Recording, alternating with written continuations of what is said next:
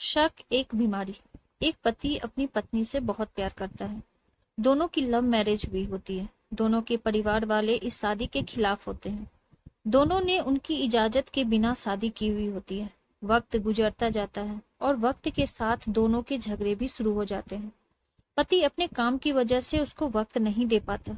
पति राहुल जब भी काम से देर से लौटता, कविता की शिकायत शुरू हो जाती। उसकी कोई न कोई फरमाइश होती थी जो अधूरी रह जाती थी। कविता को शक करने की बुरी आदत थी, जिसकी वजह से उन दोनों के झगड़े कम नहीं हो रहे थे। राहुल बेचारा दिन भर मेहनत करके इतना कमाने में लगा था कि किराए के मकान और घर का खर्च अच्छे से निकाल सके। कविता समझने को ही तैयार नहीं थी। एक दिन वो घर जल्दी आता है, तब भी कविता उससे झगड़ा करती है। उसको जाने क्या क्या सुना देती है। गुस्से में राहुल घर से निकल जाता है और अपने एक दोस्त के घर चला जाता है। कविता को बहुत चिंता होने लगती है। रात के 12 बज जाते हैं और राहुल का पता नहीं। इतने में घर के दरवाजे की घंटी बजती है। वो दौड़कर दरवाजा खोलती है। कविता को दरवाजे पर राहुल नहीं, पुलिस वाले दिखाई देते हैं। उनके हाथ में राहुल का कोट होता है और वो बताते हैं कि राहुल का एक्सीडेंट हो गया है, आपको हमारे साथ शिनाख्त के लिए चलना होगा। कविता का रोना पीटना चालू हो जाता है।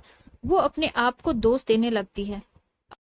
अपनी गलतियां उसको नजर आने लगती है। मन ही मन वो अपनी हर भूल की माफी मांगती है। वो अभी पुलिस वालों के साथ जाने के लिए निकलती ही है तो सामने से राहुल आता हुआ दिखाई पड़ता है। वो भागकर उसके गले लग जाती है और उससे माफी मांगती है।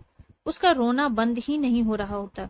जब पुलिस राहुल से कोट के बारे में पूछती है तो वो बताता है कि एक चोर उसका कोट लेकर भाग गया था। शायद उसका एक्सीडेंट हो गया होगा। इस हादसे के बाद कविता कभी राहुल से झगड़ा नहीं करती, कभी शक नहीं करती और प्यार से रहने लगती है।